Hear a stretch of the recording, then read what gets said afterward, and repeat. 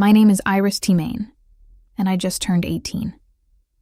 At my birthday party last night, my dad pulled me aside and whispered, "When this is over, you're going to sign some papers for Uncle Wade, just a formality." I smiled. I nodded. Then I walked into the kitchen, opened my laptop, and quietly transferred my entire multi-million-dollar inheritance from my grandparents into an irrevocable trust. Just as a precaution. The next morning, my parents and my younger sister discovered that the cabin, the savings, the investments, everything, was locked behind a legal wall they couldn't touch. My dad turned white. My uncle, who had already signed a deal to sell property he never owned, immediately called a lawyer. But before I tell you what happened next, hit like, subscribe, and tell me your city and local time in the comments. I love seeing where everyone is listening from. Now let me take you back 6 years, to a quiet summer at a Cedar Lake, when my grandfather said something I didn't truly understand until last night. The summer I turned 12, my grandfather, Chapper, Harold to Maine, picked me up in his old truck and drove me 40 minutes to Cedar Lake. The cabin sat back from the water, surrounded by towering white pines that blocked the afternoon sun. The porch sagged on one side. The screen door never latched quite right. The place smelled of wood smoke, old books, and something sweet I could never quite identify. "Grab the other end," Grandpa said, lifting a heavy fence rail. I did. We spent the entire morning replacing 3 rotted fence posts along the south side of the property. He never rushed me. Instead, he taught me how to check for soft spots by pressing my thumb into the grain. "If it gives, it's done," he'd say. Inside, Grandma Vivian already had iced tea and 2 sandwiches waiting on the kitchen table. The same table Grandpa had built with his own hands the year they were married. Later that evening, Grandma sat reading on the porch. When I stepped outside, she patted the empty chair beside her. We sat together in comfortable silence, watching the lake shimmer until the sunlight turned golden. Then Grandpa came outside, brushing sawdust from his hands. He looked across the water and said something that stayed with me forever. "This cabin stays in the family. But family isn't always blood, Iris. Family is whoever shows up." I didn't understand what he meant. I was only 12. I thought he was simply being poetic. He wasn't. That entire summer, I returned to Cedar Lake every weekend. I learned where the water heater leaked, which window always stuck in the humidity, and how to bleed the old radiator before winter arrived. In October, Grandma taught me to organize the bookshelves by color because, as she always said, it makes the room feel warmer. Grandpa showed me the property's boundary markers, old iron stakes he'd driven into the ground himself decades earlier. What I didn't know then was that he was already meeting with a lawyer, making plans for this very cabin. And for me, back home everything felt different. Our house in Ridgemont was fine. 3 bedrooms, a yard that always needed mowing, a garage my dad used as an office for his building supply business. Fine, but never warm. My younger sister, Kelsey, was 10, and she had the bigger bedroom, the one my parents had completely redecorated the previous spring. Lavender walls, a desk lamp that cost more than my entire bookshelf. My room still has the carpet from the previous owners. At dinner, my dad brings up the cabin. "Dad's place is just sitting there losing value," Greg says, cutting his steak. "Property taxes alone are killing us. We should sell it, reinvest." My mom nods. "Makes sense." "Grandpa said the cabin stays in the family," I say. Greg laughs. Not a mean laugh. Worse, a dismissive one. "You were 12, Iris. He was being nice." Nobody asks me anything else. The conversation moves to Kelsey's debate trophy. Regional finalist. Very impressive. And Denise has already framed the certificate. I won the district science fair 2 weeks ago. The ribbon is still in my backpack. After dinner, I clear the plates. On the counter, half hidden under a grocery list, there's a glossy flyer. "Ridgeline Development, Lakefront Lots. Premium prices now acquiring." There's a handwritten phone number in the margin. I don't know whose handwriting it is, not my dad's. I put the flyer back exactly where I found it. Upstairs, I sit on my bed and think about Grandpa's kitchen table. The one he built with his hands. The one where Grandma sets my sandwich without asking what I want because she already knows. I think about the flyer downstairs. Someone is already measuring my grandparents' home in dollar signs. Grandpa Harold dies 2 years later. I'm 14. The funeral is on a Tuesday. Gray sky, damp grass, folding chairs that sink into the lawn. I sit in the second row holding his handkerchief. Blue plaid, frayed at the edges, smelling faintly of pine. At the reception, I notice Greg and his brother Wade standing by the dessert table, not eating, talking low. Wade has a folder tucked under his arm. Greg keeps nodding. I catch one sentence from Wade. We should move on this before probate gets complicated. They're talking about the cabin at the funeral. I say nothing. I'm 14. I have no power, no voice, and no idea that my grandfather already accounted for this exact moment.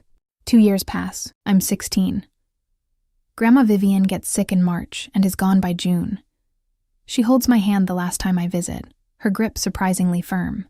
The cabin is yours, Iris, she whispers. Don't let them take it. Promise me.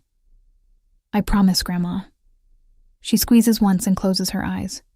After the funeral, another gray day, same folding chairs.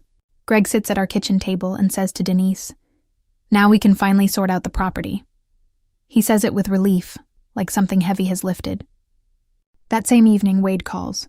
I hear Greg on the phone in the garage, pacing. Yeah, no, I agree. Let's get it moving.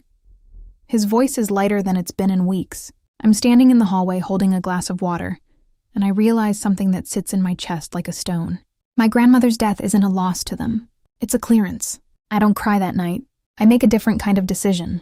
I just don't know how to act on it yet. Between 16 and almost 18, the cabin becomes my quiet rebellion. Every Saturday morning, I drive out to Cedar Lake in the used Honda I bought with babysitting money. I patch the porch screen.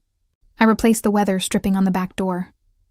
I sweep pine needles off the roof because Grandpa taught me that's how leaks start.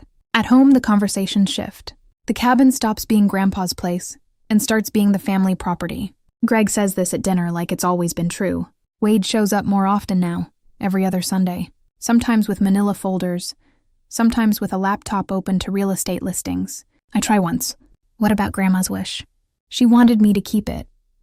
Denise puts down her fork gently, the way she does before correcting Kelsey's homework. Your grandma was emotional at the end, sweetie. This is business, business. That's the word they use for everything that used to be love. By 17, Greg starts being more direct. When you turn 18, we'll figure this out as a family. The way he says family, I know it means my way. One November afternoon, alone at the cabin, I'm clearing out the hall closet. Behind a stack of old quilts, I find a sealed envelope in Grandma Vivian's handwriting, my name on the front. Inside, a single business card. Margaret Caldwell, attorney at law. Below her name, printed in small type, T-Main Family Trust. My hands shake, not from fear, from recognition. Grandma left this here for me to find. She knew I'd be the one cleaning out closets. Not Greg, not Wade, me. I slip the card into my wallet. I don't call, not yet. 3 months before my 18th birthday, Margaret Caldwell calls me first. The call comes on a Thursday evening in February. I'm in my room doing calc homework, when my phone shows an unknown number with a local area code. Iris, this is Margaret Caldwell. I was your grandparents' attorney. Her voice is steady, professional and careful, like someone who's rehearsed this opening. I need to speak with you before your birthday. There are things you need to know, and there isn't much time. She tells me to meet her the following Saturday at her office downtown, alone. I go. Margaret Caldwell is in her late 50s, silver-haired, with reading glasses on a chain around her neck. Her office is small, organized, and smells like old paper and coffee. She sits across from me and opens a folder. Your grandparents hired me 6 years ago, she says. They established an irrevocable trust. The cabin, a savings account, and an investment portfolio. Total value approximately $2.1 million. All of it is held in the trust. You are the sole beneficiary. I feel the room tilt slightly. My grandparents left me everything. They transferred it into the trust while they were alive. Legally, it never entered their estate. It can't go through probate. Your father and Uncle Wade have no claim. She slides a document across the desk, a summary of the trust. My name on the second line. The title to the cabin was recorded under the trust at the county recorder's office 6 years ago. Your father doesn't know that. Why didn't they tell him? Margaret pauses. Your grandfather said, and these are his words, my sons will sell that cabin before the funeral flowers wilt. The room is quiet. I stare at the paper with my name on it. There's something else, Margaret says. Someone has been making inquiries at the county recorder's office about the cabin's title within the last month. I start paying attention after that meeting. Not suspiciously, just quietly. The next Sunday, Wade comes over for dinner. Afterward, he and Greg disappear into the garage. The door is open a crack. Not enough to see, but enough to hear. Wade's voice. I already signed the purchase agreement with Ridgeline for $450,000. But we need the title clean before closing. Greg. How do we get it clean? Quitclaim deed. Dad's gone. Mom's gone. We're the legal heirs. We quitclaim the property to ourselves, record it, and sell. Is that legal? It's a standard real estate transfer between heirs. Nobody's going to question it. A pause. Then Greg, quieter. What about Iris? My chest tightens. Wade's answer comes fast, like he's already thought about it. She's 17, Greg. She can't do anything. And by the time she's 18, the sale goes through. Done deal. She'll be upset. She'll get over it. We'll give her a cut. $50,000 for college. She should be grateful. I step back from the garage door. My hands are cold. Wade has already signed a purchase agreement. $450,000 with a development company for a cabin he doesn't own, on land held in a trust he doesn't know exists. That night, I sit on my bed and text Margaret 2 words. They're accelerating. Her reply comes in 3 minutes. I expected that. Come see me Saturday. We'll prepare everything you need. I close my phone and stare at the ceiling. In the next room, Kelsey is watching a show, laughing at something. Downstairs, my parents are loading the dishwasher, talking about weekend plans like nothing is happening. And in the garage, somewhere in Wade's folder, there's a contract that's already worthless. He just doesn't know it yet. Saturday, Margaret's office. She lays out the timeline on a legal pad, drawing lines between dates like a battle plan. The cabin title is already under the trust. If Wade files a quitclaim deed, the county recorder should reject it, because the chain of title won't match. The property hasn't been in your grandparents' personal name for 6 years. But if he submits additional documentation, an affidavit of heirship, maybe a falsified death certificate, he could create what's called a cloud on title. That won't give him ownership, but it could tie the property up in litigation for a year or more. So, I have to act first? You have to act on time. She taps the calendar. The moment you turn 18, you're a legal adult. You can formally accept the role of successor beneficiary. Once you sign, I'll file Ellis Pendens, a public notice of legal interest, at the county recorder's office first thing the next morning. That freezes the title. Nobody can record anything against it. I nod. What do I need to do? Show up, sign 1 document. I'll handle the rest. I sit with that for a moment. Should I tell my parents? Margaret takes off her glasses. Your grandfather specifically asked me to protect you, Iris, not to negotiate with them. I drive home. Greg is in the kitchen, cheerful. Good news, kiddo. I'm throwing you a birthday party. Whole family, Saturday night. It's a big one, 18. He smiles. Denise smiles. Even Kelsey claps. I smile too. My dad is planning my birthday party. My uncle is planning to sell my grandmother's cabin. And I am sitting at the kitchen table smiling, because in 9 days, I am going to let them think everything is going exactly according to their schedule. I'm going to be honest with you. Sitting in my room that night, knowing what was coming, was one of the hardest things I've ever done. Part of me wanted to walk downstairs and just say it. Dad, I know, but Margaret was right. If I tipped them off, they'd find another way around it. So I stayed quiet, and I waited. Here's what I want to ask you. Have you ever had to stay silent to protect yourself, even when every part of you wanted to speak up? Tell me in the comments. I read them. And if you haven't already, hit that subscribe button because this story is about to turn. 5 days before my birthday, my mom sits down next to me on the couch. She's using her let's talk like adults voice. Soft, practiced, slightly rehearsed. Now that you're almost 18, Denise says, there are some family decisions we should make together. Together. The word lands like a costume. The cabin costs money to maintain, she continues. Taxes, insurance, repairs. Your dad's business has been struggling. And if we sell, we could pay off the debt and set up a college fund for you and Kelsey. Both of you. Grandma wanted me to keep it. Denise's expression shifts. A flash of impatience, quickly smoothed over. Your grandma was very sentimental at the end, Iris, but sentiment doesn't pay property taxes. Greg walks in right on cue. I wonder if they planned this. I've already talked to a buyer, he says. Good price, fair deal. Who's the buyer?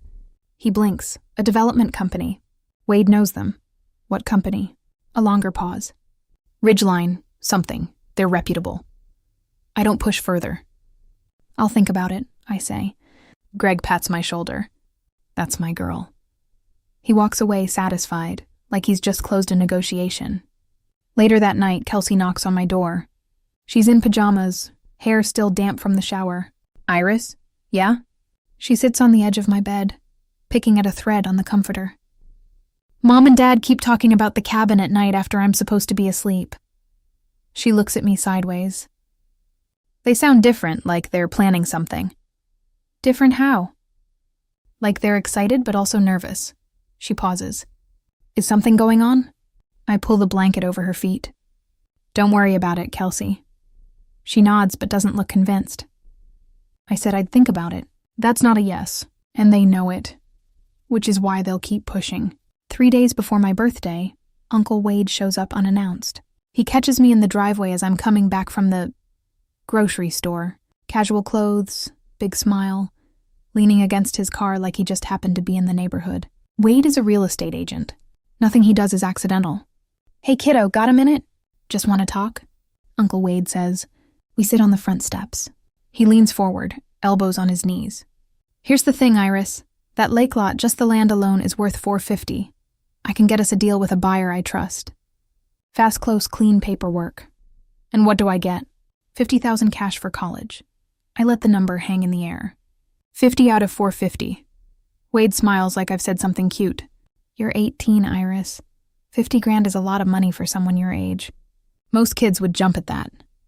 Whose name is on the deed, Uncle Wade? The smile freezes just for a second. A flicker behind the eyes, a micro adjustment, then it's back. Your grandparents, but they're gone now. It passes to your dad and me as next of kin. That's not how it works. I know it. He should know it. He sells houses for a living, but he's counting on me not knowing. I'll think about it, I say again. Wade stands, brushes off his jeans. Don't overthink this one, Iris. Opportunities like this don't wait. He drives away. Before he's even at the end of the street, he's on the phone. I can see his mouth moving through the driver's window. That night, I text Margaret again. They're accelerating. She replies, stay the course. 3 more days. 3 more days. I can do 3 more days. The night before my birthday, I drive to the cabin alone. The road is quiet. Cedar Lake sits flat and dark under a half moon, and the pines along the bank look like cutouts against the sky. I park in the gravel patch Grandpa leveled himself. Walk up the porch steps. The second one still creaks, and sit in the chair next to the one that used to be his. The air smells like rain and pine resin. I check my email. Margaret has sent the full document package, the acceptance of successor beneficiary form, the beneficiary designation confirmation, and a 1-page summary of the trust. Trust terms, everything formatted, flagged with sticky tabs, ready for a signature, my signature. At midnight, I read each document twice. Then I close my laptop and listen to the lake. Grandpa used to sit right here and say, patience isn't weakness, Iris. It's timing. I always thought he was talking about fishing. The tears come without warning.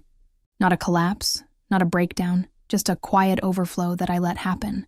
I cry because I wish this were different. I wish my dad had been the kind of man who would have taken me fishing at this lake instead of calculating its resale value. I wish my mom had asked me what I want instead of telling me what's practical. I wish I didn't have to sign a legal document at midnight to protect myself from the people who are supposed to protect me. But wishes don't hold up in court. Trust documents do.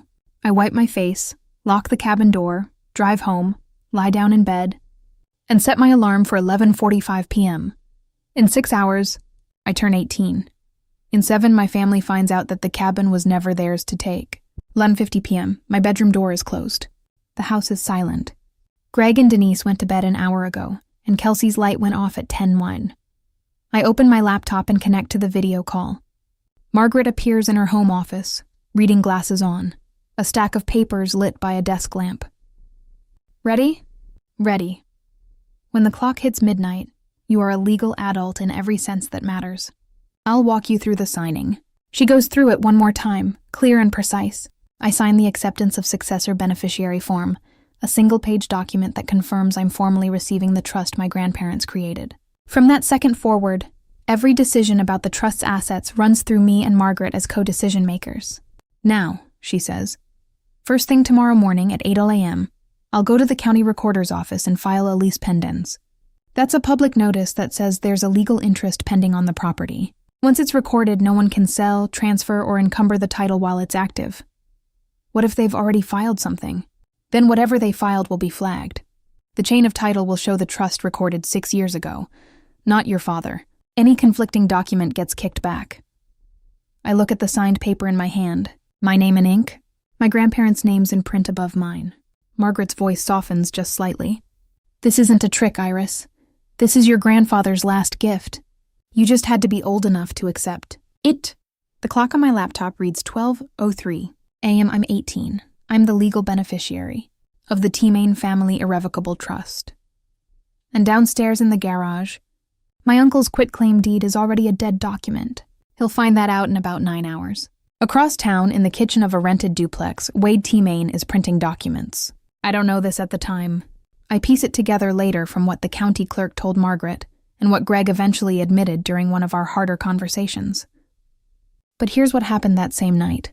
While I was signing my acceptance form upstairs, Wade printed a quitclaim deed, a one-page form that transfers property rights from one party to another without any warranty of ownership.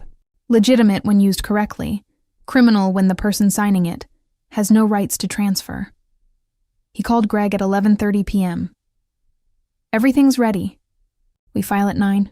The recorder's office opens at 8, but I want to make sure Iris is distracted with birthday stuff first. Greg, you sure about this? Wade, they're dead. We're next of kin. It's simple. It wasn't simple. It was forgery dressed up in standard real estate language. Wade also had a second document open on his laptop. A purchase agreement with Ridgeline Development, LLC. Purchase price, $450,000. Closing date, 30 days after the quitclaim deed was recorded. If Wade couldn't deliver a clean title within that window, he'd owe Ridgeline a $45,000 penalty, plus damages.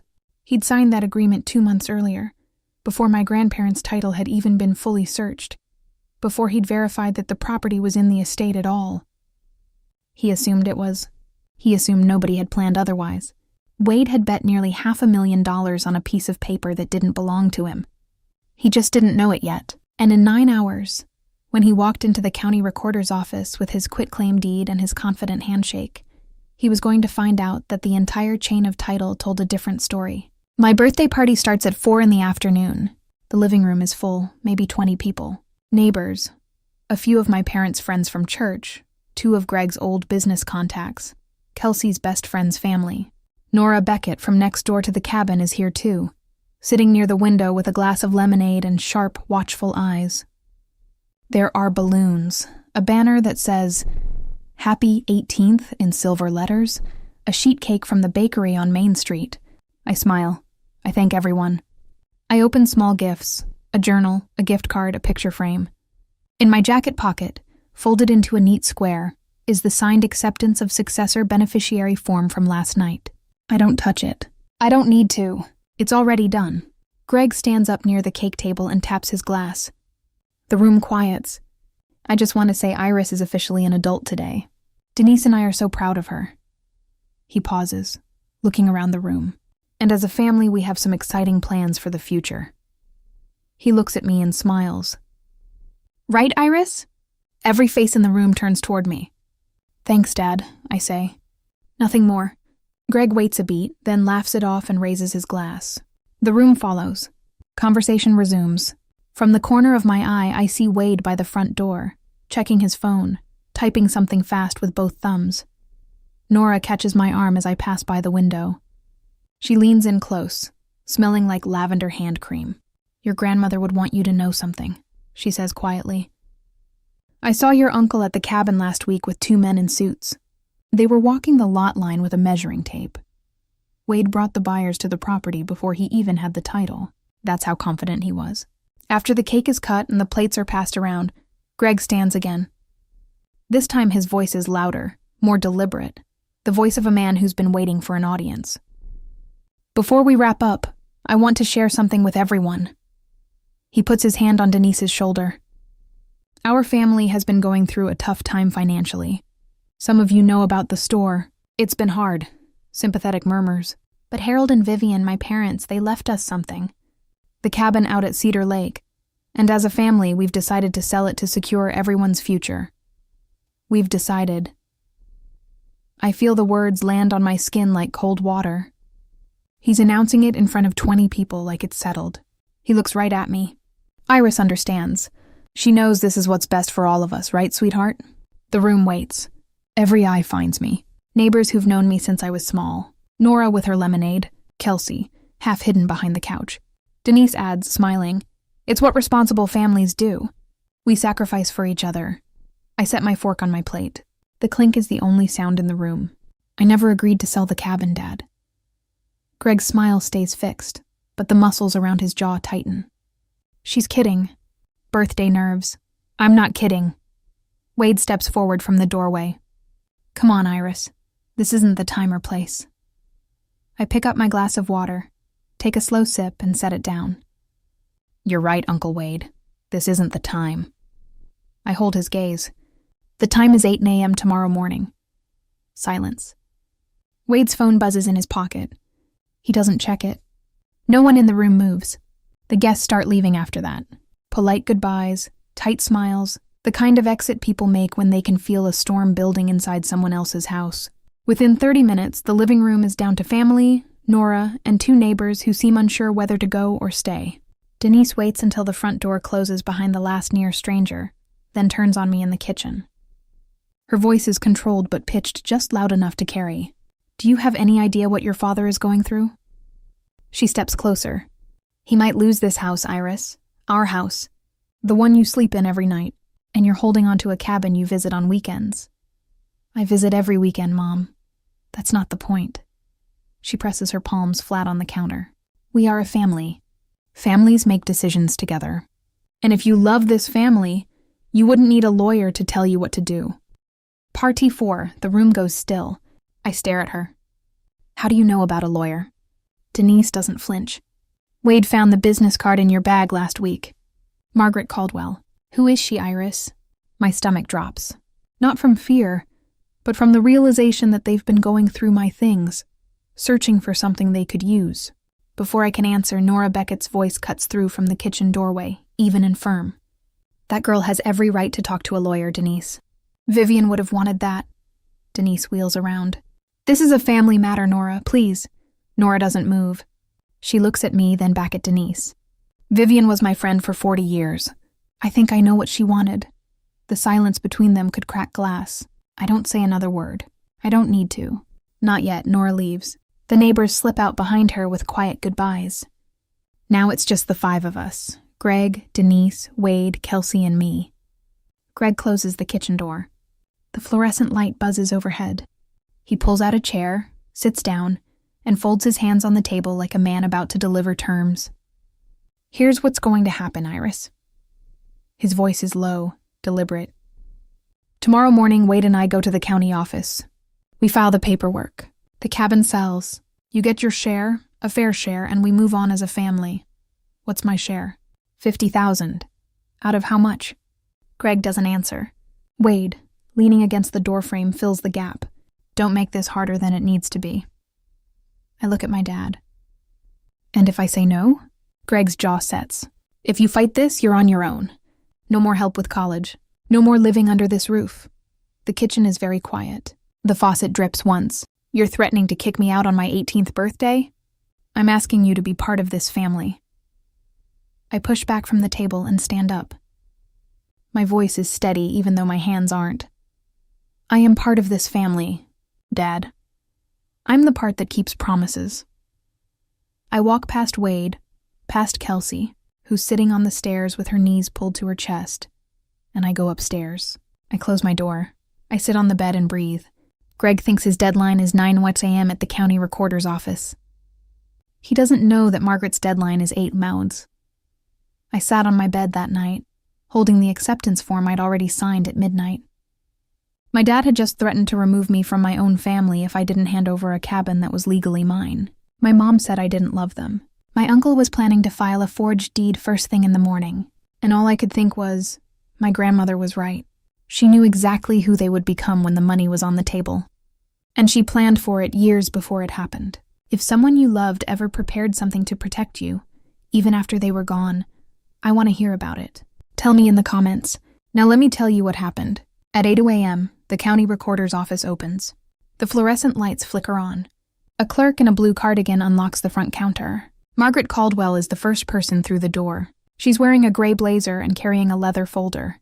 She approaches the counter, presents 2 documents, a certified copy of the T-Main Family Irrevocable Trust and a LS Pendenzau notice, and asks for them to be recorded against the Cedar Lake property. The clerk reviews the paperwork, checks the existing title records, and stamps them. Recorded. Done. From that moment forward, anyone who pulls the title on the Cedar Lake cabin will see notice of pending legal interest. T-Main Family Irrevocable Trust. Margaret Caldwell, trustee. Iris Tmain, beneficiary. At 8:14 a.m., Margaret calls me. It's done. The lis pendens is recorded. The property is flagged. Whatever they bring in will be rejected on chain of title grounds. I'm sitting at the kitchen table eating cereal. Greg is upstairs getting dressed. Denise is making coffee. Normal morning sounds. Water running. A closet door. The clink of a belt buckle. At 8:30, Greg and Wade come downstairs together. Greg is wearing a button-down shirt, his business shirt, the one he wore to bank meetings before the store went under. Wade has a folder tucked under his arm. Same folder as always. We'll be back by lunch, Greg says, grabbing his keys. I look up from my bowl. Good luck, I say. Greg pauses in the doorway and looks at me. Something in my voice, maybe, or something in my face. Then he turns and walks out. I rinse my cereal bowl. I dry it. I set it in the cabinet and I wait. I'll never know exactly what their faces looked like, but I know what happened because Margaret was still at the recorder's office when they walked in. She stayed on purpose. At 9:05 a.m., Wade approaches the counter. He slides the quitclaim deed across with a confident nod. Greg stands behind him, hands in his pockets, looking around the room like they'll be in and out in 10 minutes. The clerk takes the document, types the parcel number into the system, reads the screen, types again, then she stops. I can't record this document, sir. Wade leans forward. Excuse me? The property title is held under the T-Main Family Irrevocable Trust. It was recorded in 2020. There's also a Mal-les Pendens et Moines filed this morning. That's impossible, Wade says. My parents own that property. Sir, the deed was transferred to the trust 6 years ago. The chain of title is clear. This quitclaim deed doesn't match the current ownership record. Greg steps up beside Wade. There's no trust. Our parents never mentioned a trust. The clerk glances between them. I'd recommend you speak with the trustee listed on the filing. Margaret Caldwell. Wade's hand goes flat on the counter. His face drains. Margaret's name, the name on the business card they found in my bag, is now on a public record they can't erase. Greg turns to Wade slowly. You said this was simple. I didn't know about any trust. You're a real estate agent, Wade. How did you not check the title first? Wade opens his mouth, closes it, then opens it again. The clerk says evenly, Gentlemen, I'll need you to step outside if there's a disagreement. Margaret, seated in the waiting area near the door, watches them leave. She doesn't say a word. She doesn't need to. The call comes at 9:22 a.m. I'm sitting on the porch watching the neighbor's sprinkler arc back and forth across the lawn. What did you do? Greg's voice is tight, shaking. I can hear traffic behind him. He's in the parking lot. I accepted what Grandpa and Grandma left me. That's all. You went behind our backs with some lawyer we've never heard of. Margaret Caldwell has been the trust attorney for 6 years. Dad, you just never asked. A beat of silence. Heavy breathing. This is my parents' property, Iris. I'm their son. And they chose to leave it to me. Not because they didn't love you, but because they didn't trust you with it. The silence that follows is the longest of my life. I count the sprinkler rotations, 3 full arcs, before he speaks again. We'll fight this. You can try, but the trust is irrevocable. That means even I can't dissolve it. There's nothing for anyone to undo. You don't know what you're talking about. I do, Dad. I've had 3 months to learn. He hangs up. No goodbye. Just a click and dead air. I set the phone on the porch railing. My hands are shaking. Not from anger. Not from fear. From the weight of saying those words to my own father. From knowing that the man who taught me to ride a bike when I was 6 is the same man who just tried to sell my grandmother's home out from under me. Sit there until the shaking stops. It takes a while. Then my phone buzzes again. An unfamiliar number. A man's voice, brisk and corporate. Miss T-Main, this is Carter Briggs from Ridgeline Development. We need to talk. Carter Briggs speaks the way developers do. Fast, factual, and already calculating his next move before the current sentence ends. We have a purchase agreement with Wade T-Main for the Cedar Lake property. He guaranteed clean title. We've just been informed there's a lis pendens on the parcel. That's correct. Can you explain the situation, Miss T-Main? My uncle does not own that property. He never did. The cabin and the land have been held in an irrevocable trust since 2020. I'm the sole beneficiary. A pause. The sound of papers shifting on the other end. He represented himself as the heir. I understand, but representation doesn't create ownership. I'd recommend you discuss this with him, and possibly with your own attorney. Another pause. Longer this time. Miss T-Main, is there any possibility of a sale? We'd be prepared to make a competitive offer directly to the trust. The property is not for sale. Understood. His voice hardened slightly. Then we'll be pursuing our remedies against Mr. T-Main. I give him Margaret's number. Within the hour, she confirms to Ridgeline's legal team what I already told Carter. The trust is valid. Wade had no authority, and the purchase agreement was executed based on a misrepresentation of ownership. Ridgeline's response is immediate. They're pursuing Wade for breach of contract, the $45,000 penalty clause, plus damages. That afternoon, Margaret calls with one more piece of information. Her voice is careful but direct. Iris, the quitclaim deed Wade tried to file included a notary stamp. I had the recorder's office pull a copy before they rejected it. The stamp doesn't match any registered notary in the county. It appears to be forged. I close my eyes. That's a felony, isn't it? Pier 5 in this state? Yes. My uncle didn't just try to steal my cabin. He committed a crime to do it. Greg comes home at 2 in the afternoon. He moves through the front door like a man carrying something invisible and very heavy. Denise is already in the kitchen, arms crossed, her face blotched from what I'm guessing was an hour of angry crying. I'm at the dining table. I don't get up. Greg sits down across from me. He stares at the table for a long time. I'm going to lose this house, Iris. His voice is flat, emptied out. The bank is on me for $180,000. The store is gone. That cabin was supposed to be our way out. I know you're struggling, Dad. I'm sorry about the business. Then help us. The cabin was never your way out. It was Grandpa and Grandma's gift to me. A gift? He almost laughs. For what? You're 18. What does an 18-year-old need with a lakefront cabin? It's not about what I need. It's about what they wanted. Denise steps in from the kitchen doorway. They were old, Iris. They weren't thinking clearly at the end. They were thinking clearly enough to hire a lawyer 6 years before they died. Greg slams his palm on the table. I'll contest the trust. A voice comes through my phone. I'd called Margaret before Greg walked in and left the line open on speaker. Not to trap him, but to save time. Mr. T-Main, Margaret's voice is steady and professional. Contesting an irrevocable trust that was established 6 years before the grantor's deaths, with full legal capacity documented and witnessed, will cost you more in legal fees than the property is worth. I'd strongly advise against it. The kitchen falls silent. The faucet drips. Greg looks at me, really looks at me, and for the first time, I see something I've never seen in my father's eyes before. Not anger, recognition. 2 hours later, Wade calls the house. Greg picks up in the living room. I'm in the hallway, close enough to hear every word through the thin wall. Ridgeline is suing me. Wade's voice is stripped raw. $45,000 in penalties plus damages. They're saying I committed fraud. Greg's reply is cold. Colder than I've ever heard him. Did you? I thought we owned it. Greg, you're a real estate agent. You do title searches for a living. How did you not check? I assumed. You assumed. And now I'm sitting here with nothing because you assumed. You wanted the money, too. But I didn't forge a notary stamp. Wade. A long silence. I didn't forge it. I just found a stamp. And that's forgery. You know that's forgery. Wade's breathing gets heavier. I need a lawyer. So do I. Greg pauses. Don't call this house again until you've talked to one.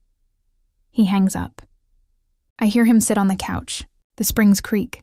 Then nothing. I go upstairs. Kelsey's door is open. She's sitting on her bed with headphones around her neck, eyes wide. Is Uncle Wade in trouble? Yeah, Kelsey. He is. Is Dad? I sit on the edge of her bed. Dad made bad choices, but Uncle Wade made worse ones. She nods slowly, processing it the way 15-year-olds do, not fully understanding, but knowing enough to be scared. I go to my room, sit by the window, and look out at the street. A dog walker passes. A sprinkler hisses. The world goes on. I don't feel victorious. I don't feel satisfied. I feel like someone who just walked through a fire and hasn't checked yet to see what got burned. Over the next 3 weeks, the consequences fall like dominoes, and each one makes a sound. Ridgeline Development files a civil suit against Wade T. Main for breach of contract, misrepresentation of title, and demands the $45,000 penalty, plus an additional $60,000 in damages and legal costs.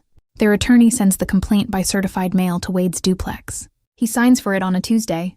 The county district attorney's office receives a referral from the recorder's office regarding the forged notary stamp. An investigator is assigned. Wade's real estate license is suspended pending the outcome, which means his income, such as it was, stops. Word travels in a small town. Not because I say anything, I don't, but court filings are public record, and Ridgeline's lawsuit names the Cedar Lake property by parcel number. The neighbors at the lake read the local paper. They talk. By the second week, the story has made its way through the Rotary Club, the church parking lot, and the checkout line at Hanson's Market. Wade calls me once. I answer. Iris, please, can you ask your lawyer to drop the lies pendants? If the title is cleared, I might be able to negotiate something with Ridgeline. Reduce the penalty. The lis pendants protects my property. Uncle Wade. It stays. Your grandparents would be ashamed of you. I let the sentence sit for a moment. Then I say quietly, my grandparents are the ones who set this up. They chose this. They chose me. So I don't think shame is what they'd feel. He hangs up. I set my phone down and look at the wall. There's a framed photo of Grandpa Harold on my desk. The one from the summer I was 12. Both of us standing by the fence we fixed. I leave it where it is. Greg doesn't contest the trust. Margaret was right. The legal fees alone would bury him, and the case would go nowhere. An irrevocable trust established by mentally competent grantors, witnessed, notarized properly, and recorded years before their deaths, is about as airtight as state law gets. Instead, Greg does what he should have done 2 years ago. He sells the building supply store at a loss, but enough to negotiate a repayment plan with the bank. The house stays barely. The savings don't. Denise goes back to work for the first time in a decade. She takes a position at a pharmacy on Lincoln Avenue, the same chain where she worked before Kelsey was born. She doesn't talk about it much. When neighbors ask, she says she wanted to stay busy. Nobody believes that, but nobody pushes. The town knows. Not every detail, but enough. Harold T. Main's sons tried to sell his cabin, and the granddaughter stopped them. That's the version that circulates at the diner, at PTA meetings, and at the gas station on Route 12. Some people think I was brave. Some people think I was cold. I don't correct either group. Greg and I don't speak for 2 weeks after that morning. The house is quiet in a way that feels permanent, like the silence has weight. Nora Beckett brings me pie one afternoon. Apple, still warm. Your parents made their choices, she says, setting the tin on my desk. But they're still your parents. Don't carry their shame. That's theirs, I nod. Then Kelsey calls one evening. She's at a friend's house, her voice small. Iris? Yeah? I don't understand everything that happened, but I'm sorry they put you through this. My throat tightens. Thanks, Kelsey. Are you okay? I'm getting there. I drive to the cabin on a Saturday morning in late April. The dogwoods along the lake road are blooming, white and pale pink against the dark water. I unlock the front door with the same key Grandpa gave me when I was 14. In case you ever need to get in when we're not here, he said. I didn't know then that he meant permanently. The cabin smells the same. pine and old books and that sweet, faint something I've never been able to name. I think now it might be the wood itself, decades of sun and rain soaked into the walls. I walk through every room. The kitchen table Grandpa built, still solid, still level. Grandma's bookshelves organized by color. The bedroom where she read to me when I was small. The porch where Grandpa and I watched the lake turn gold. In the desk drawer by the window, I find an envelope. My name on the front in Grandpa Harold's handwriting.